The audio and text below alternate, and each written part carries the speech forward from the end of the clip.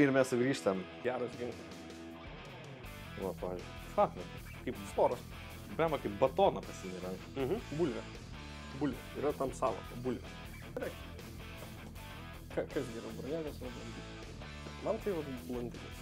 Važiuoju blondinės. Kodėl būtent šitas blondinė? Ta prasme, kad blondinė, kad 22 euras? Jo. Jo. Jo. Čia yra toks irgi? Jo, čia yra iš Teksaso pavyzdžiui šitas karės, nes Teksase $2 yra Blondie Caliber. Ne? Jo, kaip Cam 5 yra Vegos Caliber, tai 2.5 yra, 2.2 yra The Blondie Character, o 9 mm tai yra The Holy Nine. Ir turi visą Holy Trinity, Cam 5, 9, 2.2.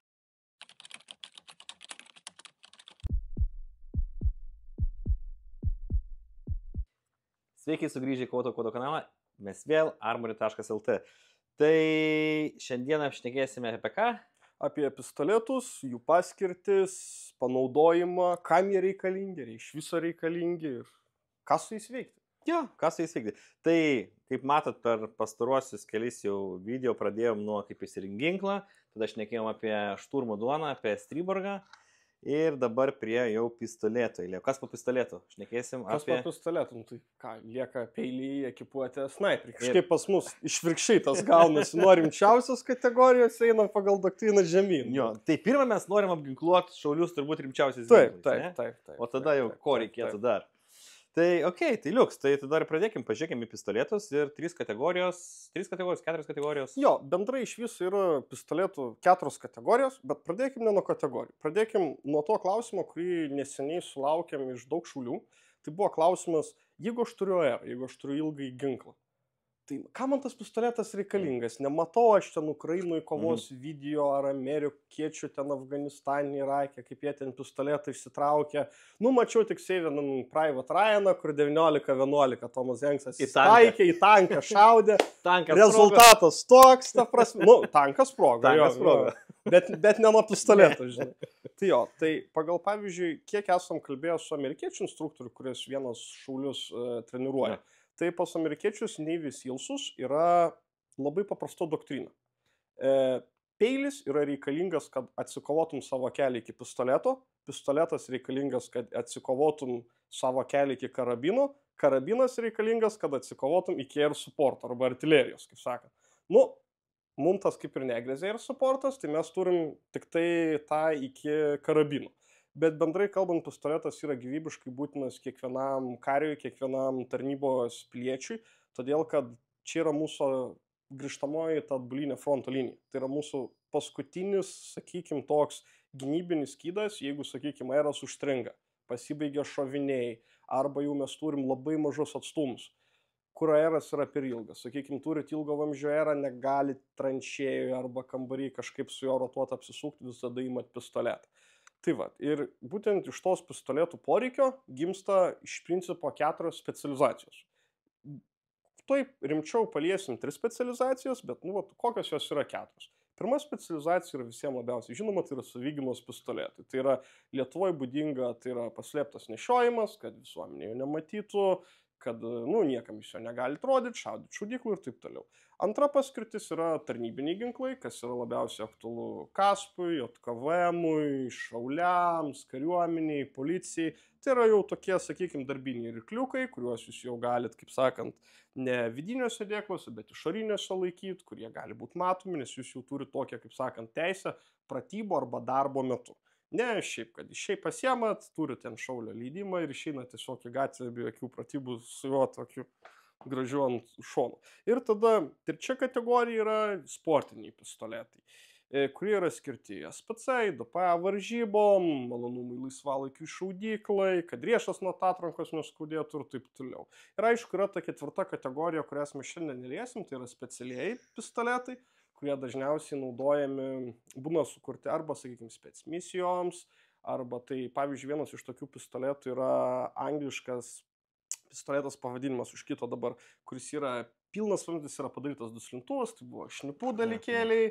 James Bondas stilius, ne? Jo, yra tokie dalykėliai šaltojo karo, kaip sakant, laikų, tai yra, sakykime, jau tie specializuoti ginklai, bet pilietis, kuris jau perka grinai tokį specializuotą specifinį ginklą, jis dažniausiai jau žino ir tikslę užduotį, kuris jį panaudos ir tai yra labai vienetiniai atvejai. Tai taip, tai ką, galim kalbėti apie bendras kategorijas. Drąsiai. Pradėkim nuo savigynos pistoletų. Tai savigynos pistoletai visų pirma tai yra pistoletai, kurie yra skirti slaptam nešiojimui, paslėptam. Tai reiškia, jeigu jūs įsidėtumėte į kišenį, į vidinio šiamo dėklą, jis nesimatytų. Kas iš to iš karto išeina? Tai reiškia, ginklo vamzdis jis yra trumpas, nes ilgo ginklo jūs nepaslėpsit po drabužiais niekaip. Kitas dalykas, kas vėlgi yra svarbu, tai yra jo ergonomika, pats dydis. Tai yra, ta prasme, ar jūs sudėtuvę galite jį apimti rankoje, nes yra tokių pistoletų savigynai, kurie yra tiesiog, sakykime, per maži apimti delnų rankoje jau nebepatogus. Kitas dalykas, kas irgi dar yra labai svarbu savigynai, tai yra kalibras. Kaip ir pistoletui čia yra svarbiausias dalykas, nes pistoletų kalibrų yra labai daug, labai įvairiausių ir jų kainos labai įvairiai skiriasi. Pavyzdžiui, savigynai Amerikoje pats populiariausias, mylimiausias, tai vadinamas tas Dievo kalibras, yra 45 ACP arba auto. Jis buvo sukurtas Pirmam pasauliniam karui, jo pati doktrina to šovinio buvo paprasti. Tai reiškia, jeigu jūs bėga pistoletas su vienašūviu karabinu, kur yra ant galo bajonetas su peiliu uždėtas, kad jeigu jūs bėga, jūs jį pataikot, jūs jį paguldot pilnai ant žemės, nuo smūgio jėgos. Aišku, tas šovinys krenta labai stipriai, sakykime, jeigu šaudot 50, 60, 80 metrų atstumų, jūs jau matysit, kaip to kulka jum daro tokią, kaip sakyt, parabolės trajektoriją žemyn. Tai jo. Tai ką mes turim iš tokių, sakykime, vienų iš populiariausių dabar savigynos pistoletų, kuriuos sutinkam ne parduotuvėse, bet pas vartotojus. Pradėkim nuo Glocko 19. Glockas 19 yra tinkamas dalykėlis tiek tarnybai, tiek ir savigynos nešiojimui. Kodėl? Nes jis yra sąlyginai mažas, jų ilgis yra trumpas, jis yra gerai pasislepiantis, turi daug šovinių dėtuviai. Kokie yra minusiukai? Kadangi šovinių yra daug dėtuviai, yra double stackinė dėtuvė, tai yra šoviniai dedasi vienas, kitas, antras, trečias, ketvirtas ir taip toliau eilė, išplatina iš karto tai ginklo korpusą. Tai reiškia, kad kai kuriem vartotojam, pavyzdžiui, tokiem kaip aš, kurių ranka nėra pati didžiausia, arba tu, nelabai patogus, nelabai tinkamas. Plius, Glockas garsėja savo labai tokiu, kaip sakant, nepatogiu, kietu nuleistuku, kuris nėra labai toksai jautrus. Aišku, savigynai ar nuleistuko svarba yra didelė? Ne. Todėl, kad savigyna dažniausiai vyksta 5 metrų atstumu, galbūt 10, jeigu turit jau tokią labai netipinę situaciją.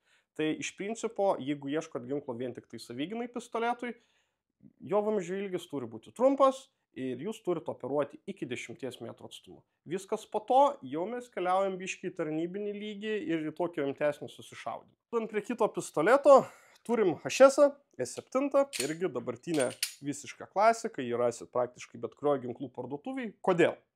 Ergonomika jo yra padaryta tiek kairiarankiui, tiek dešiniarankiui. Jeigu lyginant, pavyzdžiui, jo visą korpusą su Glocku, jis yra ryškiai mažesnis, tai yra jo didelis privalumas. Aišku, to paseko jis yra irgi plonesnis, nes yra vienetinė dėtuvė, šoviniai čia jau, kaip sakant, 2 eilėm nevaikšto, yra per vieną. To pasakoj mes mokam jo, kaip sakant, mažumo, to kompaktiškumo kainą šovinių skaičių. Tai čia yra 9 šoviniai, dar yra dar viena paslėpto nešiojimo dėtuvė, mažesnė 7. Kas yra sąlyginai mažai, aišku, pamatysit video, kaip mes jį testuojam, ką mes su juo gero darom ir išdarinėja, ką kovotojo kodą su juo, kaip renka dešimtukus. Tai tikrai puikus, fainas ginklas savigynai, negaliu bambėti. Užtat, kuo galiu bambėti, tai yra visiems puikiai žinomas Ižas, Makarovas, Baikalas, Made in Russia, daugam nekenčiamas, daugam labai minimas pistoletas. Asmeniškai negaliu pakęsti. Kodėl negaliu pakęsti? Vien dėl to, kad ginklas rusiškas, taip, yra labai daug to. Antras dalykas - šovinys. Jeigu mes kalbame apie tą standartinį Makarovą, taip, ergonomika jo yra gan patogi nešioti savigynai. Viskas su juo yra plius minus ok, nėra aštrių kraštų, telpa į kišenes, į, sakykime, paslėpto nešiojimo dėklus. Koks yra vienas iš didžiausių minusų? Kalibras 9,18. Šitas šovinys dabar kainuoja 50-60 centų. Patys rusų jo jau yra atsisakę, nes buvo pripažinta, kad jis nėra efektyvus pakankamai. Ir Kitas dalykas priežiūra. Yra visiškas mitas, kad Makarovas yra tas pistoletų Kalašnikovas, kuris niekada nestringa, niekas nelūžta ir taip toliau. Pagal Sovietų Sąjungos grinai doktriną Makarovai buvo gaminami 3000 šūvių. Po 3000 šūvių jie turėjo važiuoti atgal į gamyklą, kad jiems būtų pakeistas vamzdis. Kodėl? Ne dėl to, kad pats vamzdžio graižtuvas išsidėvi, todėl kad vamzdis yra prisriektas metaliniais kaiščiais prie kėbulo ir tie kaiščiai atsipalaiduoja, klyransas pasikeičia ir vamzdis pradeda judėti, dingsta visiškas taiklumas. Kitas dalykas, jeigu mes žiūrim tą pačią ergonomiką, kainą, Makarovo taikikliai, mes turim, kaip sakant, visiškai metalinių taikiklių eilę, kurie yra labai nepatogus. Pats ginklas yra iš metalo ir plieno kokybė labai skiriasi. Tai pakankamai naujesni, ką mes turim šitų, tai yra jau 90-ųjų metų jau Rusijoje grinai nebe Sovietų Sąjungoje pagamintas įžas, jis yra 9,17 kalibro, kuris dar yra, sakykime, įkandamas galbūt dar piliečiams, nes jeigu 9,18 eina 50 centų į viršų, šitą jau rasit nuo 35 centų. Bet vėlgi, patikimumas ginklų yra žemas. Padarytas iš labai prasto metalo, priežiūra yra paskaičiuota, kad kas 2000 šūvių jūs turit jį prižiūrėti, keisti vamzdį, daryti papildomas detalių modifikacijas. Tada, kai viskas susideda, atrodo, kai skelbė LT pamato 100 eurų Makarovas pistoletas, labai malonu, labai gerai, bet kai jūs jį nusiperkat jam šovinių ir jūs pamatot, kad vienas priėjimas šaudykloj jums kainuoja jau daugiau negu pats ginklas, ir jeigu jūs jo norit pašaudyti 3-4 kartus per metus, jūs jau žiūrit, kad jūs turit beveik gloko kainą. Tai tada kur yra ta prasme? Suprantu, yra galbūt, kurie piliečiai turi nostalgiją, turėkite savo nostalgiją ten, kur jinai ir turi likti. Pasakysiu paprastai. Tai va.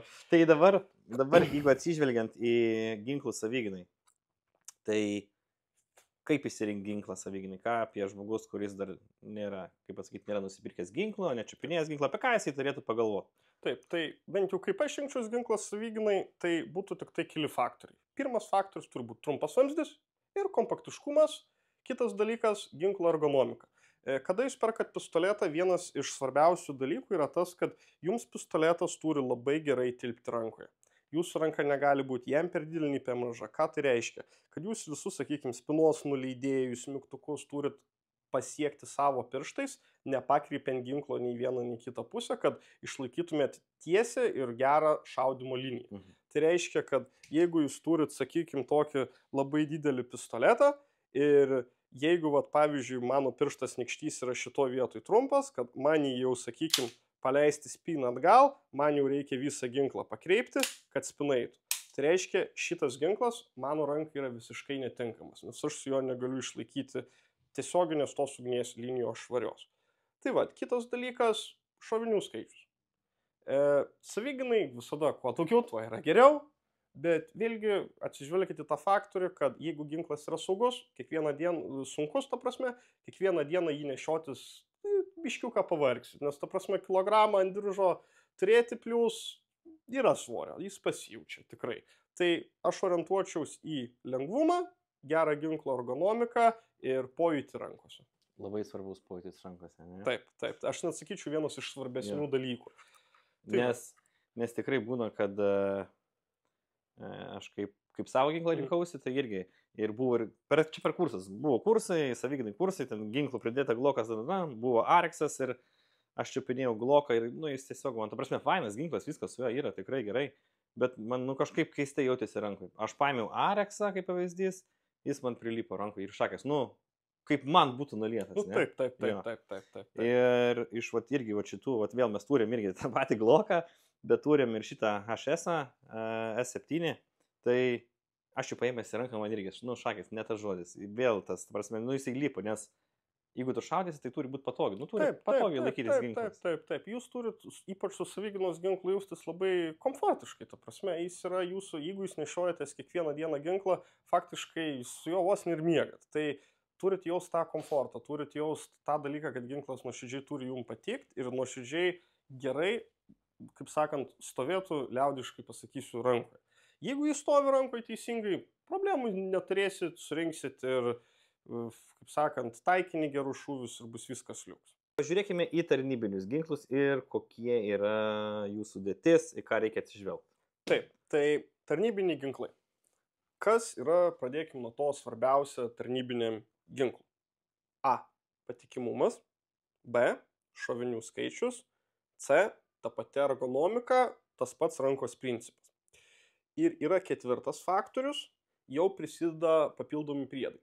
Jeigu ant savigynos ginklų pagal tą bendrą, sakykime, savigynos paslėpto nešiojimo doktriną yra nerekomenduojama užsidėti kolimatorius, duslintuvus, flashlightus, kitus priedus. Kodėl? Todėl, kad jeigu jūs turit standartinę, kaip sakyt, paslėpto nešiojimo kambūrą, kur yra pas jūs, jinai dažniausiai netiks su kolimatorium arba duslintuvu, su papildomu flashlightu ar kitais priedais, lazeriu ir taip toliau. Plus tai padidina ginklo profilį. Tai reiškia, kad jūs iš labai mažo ginklo galite padaryti labai sunkiu ir labai dideliu iš karto. Jūs nebetinka jų slaptam nešiojimui. Visiška priešingybė tarnybiniam ginklui. Bet mes tikrai esame matę, va, tarkim, saviginai ginklų, come on, per video esame matę, kad užsideda ir kolimatorius, ir flashlightus, užsideda, išsipimpina tą ginklą, tai jau toks, žinai, tampa toks tactical turbūt. Ne? Nu, taip, tai yra tactical, jis atrodo gerai, bet ar tai yra praktiška ir naudinga? Aš kaip pardavėjas negaliu garsiai sakyti ne. Todėl, kad, tai sugadinčiau savo marketingą pats, bet iš principo savigynos ginklų, jeigu jūs nešiojat kiekvieną mielą dieną ir jeigu jūs jam rasit labai mažo kolimatorių, mažo profilio ir jis jums tiks į kambūrą ir jis neiškels to ginklo profilio jums kažkur ant šono, viskas ok. Bet 9 iš 10 atvejų būna tokie, kad kolimatorius būna vos ne 1/4, 1/5 ginklo dydžio, jis dar būna platesnis už korpusą. Jau jis tada, kaip sakant, nebetinka į dėklą, kitur ir tada turim problemą. Taip, tai ginklai tarnybai. Taip. Ginklai tarnybai. Taip, tai ginklai tarnybai, jų biškiuką doktrina skiriasi nuo ginklų savigynai. Tai ginklai tarnybai jie yra dažniausiai pritaikyti jau ir užsidėt plokštelės yra ir kolimatoriui, ir fredai duslintuvai yra sriegiai, kaip sakant. Ir irgi turėjom dabar diskusiją, išjungę kamerą dėl savigynos pistoletų ir jų priedų. Kaip sakant, kur užsideda piliečiai, kad būtų ginklas tactical, užsideda kolimatorių, duslintuvą, flash, prožektorių, lazerį, ginklas vos ne kilogramo svorio padidėja, siluetas aukštas. Vėlgi, savigynos doktrinai, jeigu grįžtant prie to, tai yra paslėpto nešiojimo doktrina. Tai reiškia, kad kuo jūs didinat ginklo siluetą, sakykime, jeigu užsideda duslintuvą, jį jau tokį ginklą, kaip sakant, pasinešioti po drabužiais yra be proto sunku. Taip, jis atrodo gerai, duslintuvas, visa kita, faina, bet... Ir nešioti iš priekį reikėtų su duslintuvu. Jo, merginom gali labai patikti. Merginos gali labai patikti. Bet vėlgi, gali likti labai nesuprastas, žinai, su šituo, tai nerekomenduoju. Dažniausiai pagal tą pačią paprasčiausią savigynos doktriną, tai yra pistoletas, kokį nusiperki, nešiojęs vieną dėtuvę, jos tų pilnai užtenka, nes tai nėra ginklas tarnybai. Ginklas tarnybai. Kuo jis skiriasi? Pirmas dalykas – šovinių kiekis. Ginklas tarnybai jis visada turės maksimalų šovinių kiekį išlaužtą, jis bus ryškiai didesnis, ilgesnio vamzdžio.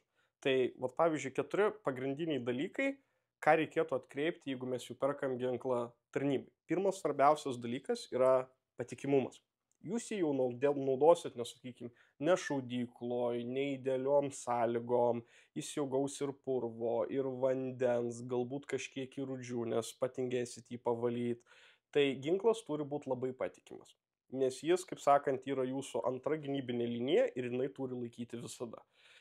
Kitas dalykas, ginklas tarnybai jau privalo, net aš taip drįšiu pasakyti, turėti, kaip sakant, modifikacijų galimybę priedam. Tai yra lazeris, žibintuvėlis, kolimatorius, kas yra labai svarbu. Duslintuvas irgi yra labai faina, jeigu mes kalbam apie 9-19, 2 LR.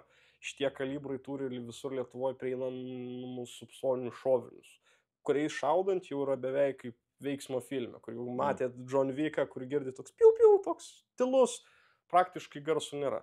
Su šita technika galima tai padaryti. Sekantis dalykas, kas jau yra svarbiau tarnybiniam ginklui, tai yra vamzdžio ilgis. vamzdžio ilgis, jeigu mes palyginam su savigynos modeliu, jis yra ryškiai didesnis. Ir kodėl taip yra? Tarnybinio ginklo dažniausiai jūs jį nešiosit, kaip sakyt, tik tai tarnybui. Tai jeigu esat, sakykime, policijos pareigūnas, tai bus jūsų kiekvienos dienos ginklas. Jeigu esat šaulys, tai neštės į pratybas, į šaudyklą, neduok dieve ateis diena X, tai neštės į dieną X tą ginklą. Bet jūs jau galite neštis atvirai, jums jo jau nereikia paslėpti, jeigu jūs būtent pagal tarnybos tą visą statyminę bazę jį nešiojatės. Tai jis gali būti ilgesnis. Ką duoda ilgesnis vamzdis? Taiklumą. Tai reiškia, jeigu jūs su savigynos ginklu planavot, kad operuosit iki 10 metrų zonai, tarnybinių ginklų jūs jau drąsiai galite iki 50 metrų. Aišku, jeigu jūs turit 50 metrų ir turite aerą, visada rinkitės aerą. Bet jeigu aerė pasibaigė šoviniai, arba užstrigo, arba yra gedimas, neturit opcijų, jūsų pistoletas turi iki 50 metrų būti sąlyginai taiklus. Tai va. Ir trečias dalykas, vėlgi yra ta pati ergonomika ir tas pats, kaip sakant, atsigulimas rankoje. Tarnybiniai ginklai, kuo jie išsiskiria, tai dažniausiai visi turi tas vadinamas double stackinės dėtuves, kad būtų daugiau šovinių. Ir to pasakoj visi kebulai jų stipriai išplatėja. Tai vėlgi yra pliusas ir minusas. Kam yra didelė ranka, labai patogu, kam yra maža ranka, ne taip patogu. Teks prisitaikyti? Jo, teks prisitaikyti. Arba susirasti tinkamą pistoletą. Pavyzdžiui, šitam HS yra gan pakankamai stora rankena, nėra tokia stora kaip Glock'e. Asmeniškai, mano ranka nelabai limpa, nes jau yra toksai, sakykime, pats kraštutinumas. Tačiau jeigu mes pažiūrim šitą tarnybinį, sakykime, Grand Powerį, jo jau biški pistoleto rankenos išnešimas yra su tokiu kampu ir yra keičiamas, kaip sakant, šita plokštelė, šita vieta, kuri jai pastorina, paplonina. Tai faktiškai gali susikomplektuoti ginklą taip, kad jis būtų pagal tavo rankos ergonomiką. Ir vėlgi, trečias dalykas tai yra priedai. Tai kaip sakant, kai turim šitą HS-ą, mes matom, kad čia yra plokštelė kolimatoriui, mes matom, kad šitoj vietoj yra sriegis duslintuvui ir mes galim užsidėti dar čia lazerį arba žibintuvėlį. Tai yra, kaip sakant, pats pilnas, maksimaliausias palaikymas, maksimali komplektacija, kas yra įmanoma sakykime, tarnybiniam ginklui. Nes duslintuvas, jeigu ateina diena X, traukiate, sakykime, greitai iš kokio pastato, tikrai pasitarnauja, yra geras dalykas. Žibintuvėlis, komentarų tikrai nereikia. Dėl lazerio, kas geriau, ar lazeris, ar kolimatorius, tai čia yra diskusija, kuri niekada nesibaigia, yra šalininkų lazeristų, yra tų, kas galvoja, kad yra geriau kolimatorius, aš asmeniškai labiau mėgstu kolimatorių. Nes reikia biškiuką mažiau galvot, greitesnis taikymas, greitesnis judesys su ginklu, tikrai didžiulis pliusas yra. Tai ant tarnybinio ginklo, priešingai negu savigynos, rekomenduoju jį, kaip sakant, jau, kaip liaudiškai vadinu, tuninguot, kad jis jau būtų maksimaliai privestas prie to, ko jūs norite. Tai va. Bet turbūt, aišku, nieks nestabdo, kaip pasakyti, pirkti tokį ginklą ir turėti irgi namie ir, bandyti turbūt nešiot paslėptam. Taip. Aišku, tas iššauks tokių iššūkių, aš pats esu labai 19-11 didelis fanas, tai pasinešioti jį jau yra sunku. Pavyzdžiui, jeigu jūs turit tokį, sakykime, ginklą tarnybai ir turit tik tai vieną ir turit savigynai leidimą ir taip susiklostė gyvenimas, kad jums reikia jį pasinešioti. Kai jūs jį pradėsit nešiot, jūs suprasit vieną tokį labai įdomų dalyką, kad jūs pradėjot lankytis drabužių parduotuvėse ryškiai dažniau negu anksčiau. Ir perkat dviejais arba net viena išmera didesnius drabužius, kad jūs galėtumėt jį paslėpti. Kur šitie maži savigynos pistoletai yra pliusas, jums nereikia atsinaujinti garderobą, kad jį galėtumėt nešioti.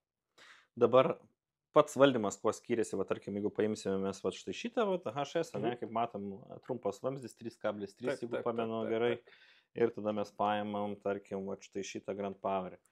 Pliusai, minusai, jo. Taip, tai kalbant apie pliusus, minusus. Pirmas, akivaizdus didžiausias dalykas tai yra dydis, svoris. Kuo ginklas turi daugiau svorio, tuo yra lengviau kovoti su jo atatranka. Tai reiškia, kad sklaida bus mažesnė, surinksit tiksliau į taikinį visus šūvius. Taip. Antras dalykas – vamzdžio ilgis. Kuo vamzdis ilgesnis, tuo ginklas automatiškai yra faktiškai taiklesnis. Tai čia yra du pliusai tarnybinio ginklo. Tai yra, jis yra operuojamas didesniu atstumu, jis yra sunkesnis, todėl yra mažesnė atatranka. Priešingai yra savigynai. Tai yra sutaupyta ant vamzdžio, kad jis būtų labiau ergonomika, tai čia yra, kaip sakyt, jo yra pabrėžtas dydis, ergonomika, greitis, čia yra pabrėžtas taiklumas, patikimumas. Tai vat dvi tokios, kaip ir sakykime, stovyklos. O vat jeigu mes jau judam į trečią kategoriją. Ir tada turbūt judam prie seksi šmėksi ginklų, ne? Taip. Galim pavadinti high-endiniais ginklais, ne high-endiniais. Ir taip, Egzotika turbūt. ir taip ir ne, aš negalėčiau pavadinti jų egzotika, aš galėčiau juos pavadinti labai paprastai. Sportiniai laisvalaikio ginklai. Tai yra ginklai, kurie skirti, kaip sakyt, nuvažiuoti į šaudyklą, pašaudyti, laisvalaikiui, taip pat skirti varžybos, JSPC, IDPA, kaip sakant. Tai yra vėlgi ginklai, kurie dažniausiai nepasižymi savo patikimu, kaip nebūtų keista. Po to parodysim, išrinksim porą variantų, kodėl. Ir dažniausiai jie būna ilgi. Vat, ko reikia sportininkui? Sportininkui jau pagrindinis prioritetas yra precizika ir greitis. Nes, varžybose pataikymas ir greitis svarbu. Tai jeigu mes jau žiūrim pilnai sportinius pistoletus, pavyzdžiui, patys geriausi modeliai, brangiausi, jie būna pilnai padaryti iš metalo, tai yra akcentuojamas ginklo svoris. Kodėl? Todėl, kad jeigu mes turim greitošaudą, duplėtus, greitošaudos varžybas, tas sunkus ginklas, pilnai iš metalo padarytas, ne iš aliuminio, iš metalo kito, jis labai gerai sukovoja su atatranka. Ir jūs galite labai padaryti staigę ir gerą greitošaudą su pakankamai mažu sklaidos diapazonu. Kitas dalykas, vamzdis, jis yra jau ryškiai, truputukai jis yra ilgesnis negu tarnybinio, bet dažniausiai sportiniai pistoletai prasideda nuo, sakykime, 4,5 colio ir keliauja iki net 6 kai kurie variantai. Visiškas standartas pripažintas yra, sakykime, 5 coliai, čia yra jau, tas kaifo diapazonas, kuriuo sportininkai labiausiai džiaugiasi. Irgi, kur prasideda biškiuko tokia pelkė su sportiniais ginklais. Tai yra, kiek yra sportininkų, tiek yra nuomonių apie nuleistukus, apie spinas, apie spiruoklės. Kada yra sportinis pistoletas, mes jau pradedam kalbėti apie jo rimtesnės modifikacijas. Tai reiškia nuleistuko pasikeitimas, spiruoklės. Norim, kad jis būtų greitesnis, patogesnis. Pasikeičiam kai kuriuos mygtukus didesniais, mažesniais, kad jie jau priliptų girčiau prie rankos, prie greičio. Kaip sakant, pasikeičiam ir pačius tuos vadinamus gripsus į tokius, labiau artimus širdžiai. Turim tada ir patį tą tokį kietą diržą. Turim išorinį dėklą plasmasinį specialiai pritaikytą greitam ištraukimui, kas nelabai tarnybai tinka. Yra piliečių, kurie naudoja, sugeba subalansuoti, bet vėlgi, tai yra jau šimtiniai atvejai. Tai, kaip sakant, vėlgi, sportinukai irgi turi savo kalibrų įdomumo. Tai aišku, Lietuvoje yra labiausiai paplitęs 919, kaip ir visoje Europoje ir pasaulyje turbūt. Aišku, kitas yra labai sportinis smagus kalibras, tai yra 22 LR, kuris yra ko gero pats pigiausias kalibras Lietuvoje šiuo metu. Jis tikrai nėra nurašytas, jis nėra blogas. Turiu pabrėžti, kad didžioji dalis, pavadinkim, tų šnipų tarnybų, specialiųjų tarnybų planetoje operuoja su 22 LR. Kodėl? Nėra atatrankos. Galima išlaikyti didelį taiklumą ir preciziką. 3. Trečio punkto neminėsiu. Čia bus Patreonam šitas punktas. Kodėl? Būtent kodėl 22 LR. Aišku, sportininkai dabar nuo Liepos 1, kaip sakant, turi teisę ir duslintuvam. Tai čia yra 1911 su 22 LR duslintuvu. Labai smagus dalykėlis, atatrankos 0, vamzdis kaip sportininko 5 coliai. Duslintuvas jį prailgina, taiklumas iš 50 metrų yra tikrai neišpasakytas, gali surinkti labai gražiai visas serijas klaidas taip, kaip tu nori tą padaryti. Aišku, jis yra didelis, jo jau, kaip sakant, nepasinešiosi tikrai nei savyginai. Tarnybai kalibras biškiuką jau per silpnas, tai jis ir gula, taip sakykime, visišką tokią laisvalaikio sportinuko klasę. Bet tai nereiškia, kad jis yra blogas, tai reiškia, kad jis yra labai geras savo sportiniai nišai. Tai vėlgi, kada jūs perkat, sakykime, sportinį pistoletą, vėlgi akcentuoju. Ta pati rankos ergonomika yra svarbu kiekvienam pistoletui, yra numeris 1 prioritetas, 2 vamzdžio ilgis, nes jums reikalinga precizika, 3 nuleistuko patraukimo svoris. Vieniems patinka toks labai minkštas, kitiems patinka be senelės, trečias nori, kad jis būtų kietas kaip glokas. Ta prasme, čia yra jau asmeninis pasirinkimas, kurį jūs galite praeiti, atvažiuokite į parduotuvę, pasimėginkit porą skirtingų nuleistukų ir jūs suprasit, kas jums yra arčiau prie širdies. Bet vėlgi, kodėl nuleistukai dažniausiai pas sportininkus yra super minkšti? Todėl, kad kada jūs spaudžiat nuleistuką, jeigu jis yra kietas, jūs visada galit ginklą biškiuką greitošaudoj pakreipti vieną į kitą pusę. Ir tai jau jūsų tą preciziką, taiklumą biškiuką nuveda į vieną į kitą pusę, kas varžybų standartų jau yra visiškai neatleistina. Tai kada siekiat jau visiškai rezultato, aukso medalio, tokie niuansai pradeda tikrai būti svarbus. Tai žiūrit jau tada ir į ginklo komplektaciją, ir į papildomų dėtuvių kiekį, tada jau dažniausiai būna 4-6, ne 2, nes, sakykime, tarnybiniam pistoletui visada užtenka nešiotis +-2. Jeigu jau reikia 3, tai arba į tave jau labai daug piliečių atėjo ir tu labai gerai sušaudėjai, arba pas tave labai prastas taiklumas yra. Tai va, tai sakykime, 3 kategorijos, o dabar galim pažiūrėti juos arčiau, kuo jie taip bendrai skiriasi ir kur yra visas tas feng shui paslėptas, kur tas skirtumas yra. Kodėl sportinis netinka tarnybai ir kodėl tarnybinis netinka sportui. Prizuminkim. Dabar pasibėrė ant stalo 3 ginklus. Tai sakykime, turim savigynos variantą, tarnybinį variantą ir sportinį variantą. Tai pradėkime nuo savigynos. Savigynos pistoleto sistema yra paprasta, tai yra, kaip sakant, labai maža spyruoklė, trumpas, mielas toksai vamzdukas, sakykime, ir pats metalinis slaidas visas, kur yra vidury spina, jis yra mažas, kompaktiškas, kaip matot, šitoj vietoj begeliai nėra per daug dideli padaryti, ne ant didelės precizikos, ir jeigu žiūrim, sakykime, iš tuos slaido begelius, į šitas vietas, matom, kad pakankamai su užmovimo ant kėbulo, ant šitomis vietomis, mes turim biškiuką ant poros milimetrų, gal mikromilimetrų, pavadinkim ne taip, tokį clearansą, kuris duoda biškiuką laisvumą. Tai yra padaryta, kad šitas ginklas galėtų toleruoti tokią, sakykime, minimalę nešvarą, minimalų purvą. Taip, dabar jį galim padėti, galim eiti prie tarnybinio pistoleto. Tai tarnybiniam pistolete mes matom, kad yra tas pats principas, kaip sakant, slaido. Jis yra biškiukas storesnis, bet jau diametras šitos vietos jis yra padarytas didesnis. Kodėl? Todėl, kad šitose vietose tarnybiniam pistoletui yra numatyta, kad gali būti daug purvo, žvyro, ten žemių, paroko, kitų dalykų, bet svarbu, kad jis būtų patikimas ir funkcionuotų toliau. Todėl šitie, kaip sakant, clearansai yra ir didesni. Taip pat, jeigu mes jį galim pilnai išardyti, ką mes turim, tai mes turim aiškiai, ryškiai didesnį spyruoklę, nors kalibras atrodo tas pats, bet spyruoklės visiškai yra skirtingos, nes ginklas šitas judantis yra saviginai truputuką greitesnis už šitą. Taip pat mes jau turim tokį ryškiai ilgesnį vamzdį, kuris jau ir duoda tokį pakankamai didesnį taiklumą. O dabar, kuogi skiriasi tas, sakykime, visiškai tarnybinis pistoletas nuo visiškai sportinio. Jeigu mes paimsim sportinio pistoleto kėbulą, mes pamatysim, kad šitos plokštumos yra labai didelės. Palyginti galim su paprastu tarnybiniu ginklu, kur matom, kad net tokių plokštumų praktiškai nėra. Tai kodėl būtent toks sportinis ginklas netinka tarnybai? Jeigu į šitas vietas pas jūs papuls labai daug žvyro, smėlio arba kitų nešvarumų, jis pradeda strigti. Minusas didelis. Sportui tokios plokštumos yra didžiulis pliusas, nes ką jos duoda?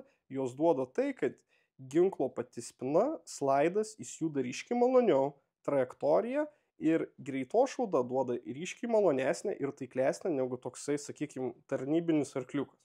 Tai jeigu mes, kaip sakyt, sportinį pistoletą iki pat galo išsirinksim, tai ką mes turim? Mes turim spyruoklę, kurios galas yra reguliuojamas, tai reiškia, jūs galite susireguliuoti spyruoklės spaudimą, kad jūsų spina judėtų greičiau arba lėčiau. Čia irgi yra toks jau sportininkų niuansas, kas tarnybai nėra labai svarbu. Ir prie to pačio mes turim fiksaciją vamzdžio, kad vamzdis papildomai neįdėtų į šonus, kas irgi duoda greitošaudai papildomą pliusą. Ir mes jau turim, kaip sakant, pakankamai didelį vamzdį, kuris jau nori, kaip sakant, šaudyti visiškai taikliai. Jeigu ir net palyginsim jį su savigynos vamzdžiu, tai yra panašus vamzdis, tačiau Iš ilgio atrodo taip. Iš vamzdžio storio tas jau matosi, kad sportinis turi ryškiai daugiau resurso negu tarnybinis. Kodėl taip atrodo? Vamzdžio storis atrodo, to resurso vamzdžiui neturėtų duoti kažkiek daug. Ir taip ir ne. Vamzdžio storis ką jis duoda? Kad jeigu jis šaudo daug, kad pats ginklas, pats vamzdis galėtų atiduoti daugiau karščio greičiau vienu metu. Tai yra pliusas. Antras dalykas yra tokia, kaip ir pavadinkim, nerašyta ginklų taisyklė, kad geriausi ginklai dažniausiai turi storus vamzdžius. Kodėl? Todėl, kad jų graižtvas būna gilesnis, jų tas resursas būna šūvio padarytas ryškiai daugiau. Jeigu šitas HS'as laiko drąsiai 100 000 šūvių, šitas Arsenal Firearmas Strike 1 pagal gamintojo techninės charakteristikas laiko 250 000. Sportininkui tai yra aktualu, nes sportininkai vienu prieimu padaro ryškiai daugiau šūvių dėl precizikos negu, sakykime, tarnybai ruošiantis šauliai arba Kaspo piliečiai, kurie naudoja šitą dalyką kaip antrą savo fronto liniją. Pažiūrėjom į pistoletus iš arti į 3 kategorijas. Tai savigynai, tarnybai ir sportui. Taip. Tai jeigu jūs domina savigynai ginklai, tarnybai ar sportui, tikrai ateikite armory.lt ir pasižiūrėsit, pačiupinėsit, pasibandysit, pažiūrėsit, kaip ginklas limpa jums į ranką ir armory.lt profai jums patars. Be problemų. Be problemų. Tai šiam momentui tiek ir ačiū jums ir sakysiu jums iki kitų kartų. Pasiekit kovotojo kodą. Viso.